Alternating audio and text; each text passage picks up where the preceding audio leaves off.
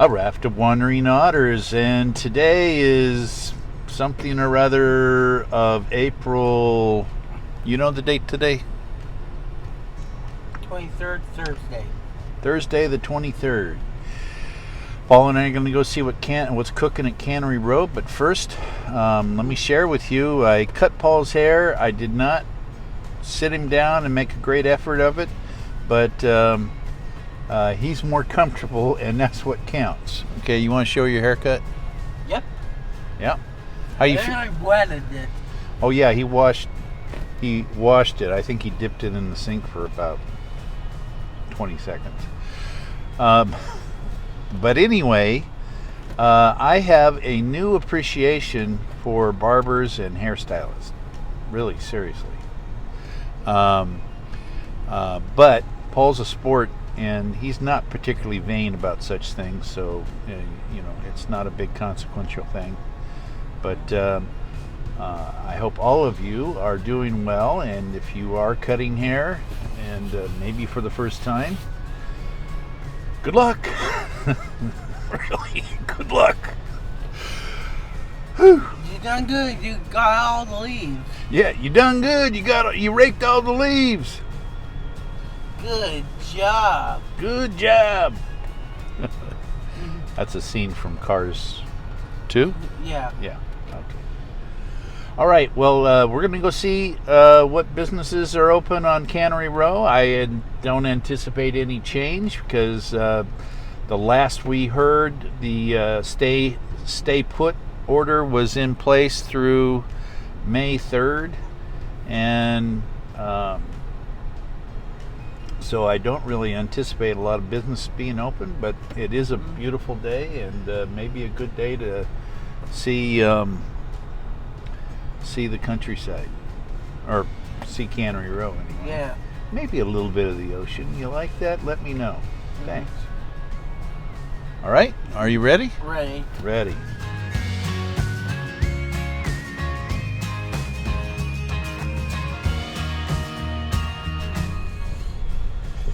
I'm guessing this kind of fishing is beyond the enforcement of our Governor Newsom, who has banned fishing otherwise, but I think it's federal law that any man-made structure that's on the ocean you can fish from, and feds haven't made such a restriction law yet, so there you go. And by the way, look at these commercial fishing boats right here. Cool, eh?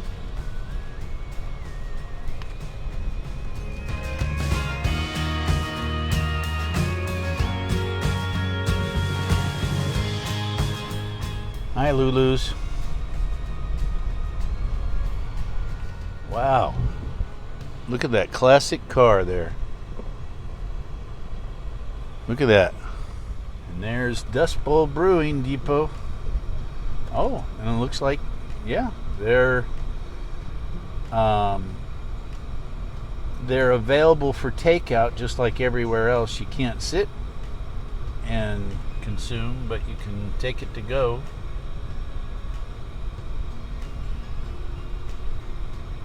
So there you go. Let's see what's happening down here at the Old Fisherman's Wharf, what I call the tourist wharf.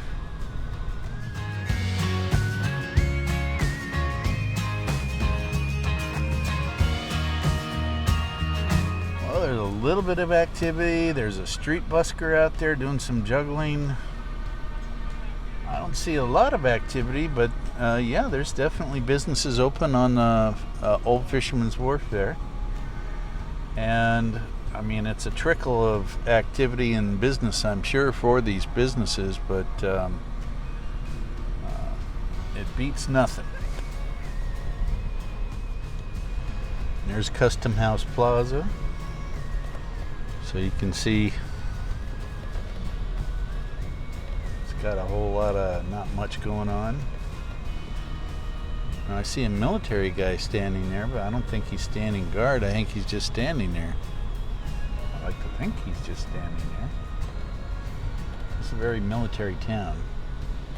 so it's not uncommon to see people in uniform.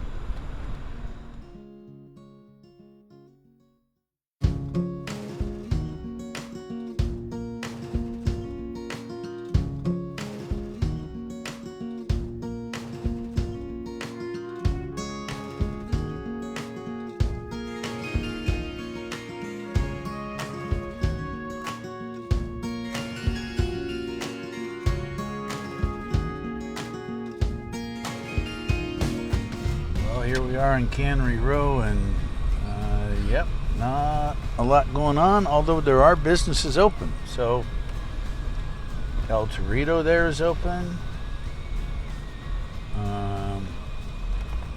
Imagine Fish Hopper and a lot of the other restaurants are open. Fish and the other critters inside the Monterey Bay Aquarium might be feel a little bit of stress relief having less people coming by and gawking at them during the day. Just wondering, maybe it's actually a break for those critters.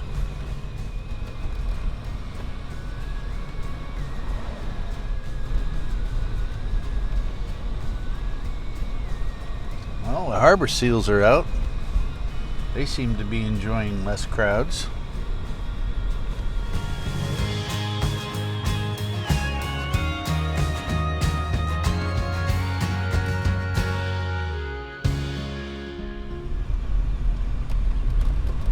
See a number of people there at the Lovers Point Beach. They all seem to be following the social distancing rule, more or less. Kind of thinking that when things reopen, that's what it's going to look like. Anywhere from 25 to 50% more. Cities like right here, parking could be limited. It's going to be a little harder to structure things so that people socially distance if anybody can come.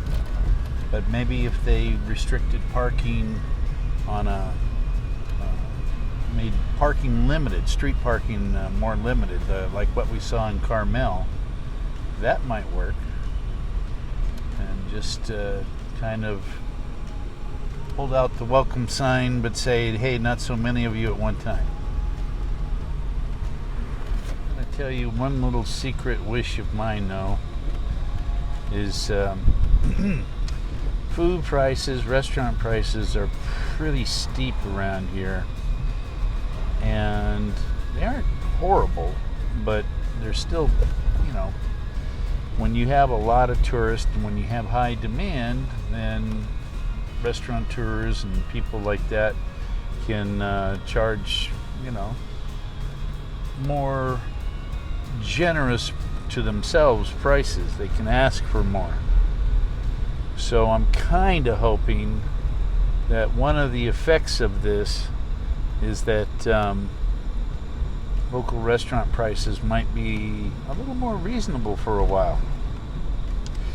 All right, I'm going to stop here with filming Pacific Grove because Susan and I would like Susan to be with us when we show the pink carpet here that is so iconic for Pacific Grove. And of course, last spring, if you follow our channel, last spring the carpet just wasn't there. A lot of that had to do with drought, maybe killing some of the ice plant that produces that. But I'm going to stop it there for now. All right, Paul's still with me, but he's napping back here under a blanket. So in an indirect way, we're getting some sun and warmth. It's a nice, relatively nice warm day here we're now in Pacific Grove, the south part of Monterey Bay. And I hope all of you are having a great day. I hope all of you are staying safe. No matter what we say or what we advocate for, I hope everybody is aware that they might need to stay safe, even if some of the restrictions are lifted. An interesting fact, a friend posted on Facebook some of the facts about the Spanish flu. And the first wave of the Spanish flu was relatively weak. So perhaps as a consequence, people relaxed, went out more, socialized more, intermingled more, whatever it is you needed to contract that flu. And lo and behold, the second wave was horribly deadly. Then that peaked, subsided, and then there was kind of a weaker third wave. So if I was to graph it, it would be just like a regular bell curve, with the first wave being here, second wave being here. The biggest wave was right in the middle. So now many people theorize, well, what wave are we in? Some people are theorizing that the first wave was what we saw back in fall, and we're actually in the second wave now. That's possible. It hasn't been substantiated with fact and actual data yet, and everybody's kind of making this up as they go along. So while I find the restrictions frustrating, while my suspicions, I mean, I'm a conspiracy theory lover. I never really act on them, and I never take them too seriously. But I love myself a good conspiracy theory. So I am fertile ground, and maybe many of you are fertile ground for that kind of thinking. What I try to do is compartmentalize my conspiracy theories, put them aside, and think about, well, what do we really know that can keep us safe? So yes, open up America, but for our part, we're going to keep practicing the safety protocols as best we can without being ridiculous. I mean, we'd all be safer if we were just in an island and just stayed there, and that would be that. So we can't always have perfect safety, especially in a free society. Again, I'll say it: if you think you're going to make yourself 100% safe, I don't think such a thing really exists. Okay, so be wise, be smart, and try to keep as safe as you can based upon the known protocols. That might include a face mask. It might include continuing to sanitize your groceries and what comes into your house, your mail, everything else. It's a pain, but just because businesses and the country and the world are chomping at the bit to open back up again, that doesn't necessarily mean that the virus is going to magically go away. Okay? So yes, maybe this wave has peaked, but sure as shooting, there's going to be other waves. And if this is the second wave, then maybe we are blessed. If this is the first wave, then hold on your hats. There's more to come.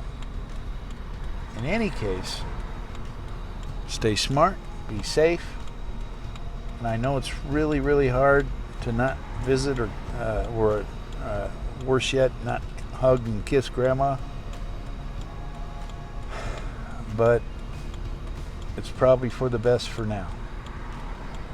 At any rate, see you in the next one. Hope everybody's having a good day. And maybe someday we'll stop talking about this and just enjoy life. Raft of Winery and Otters. See you in the next one.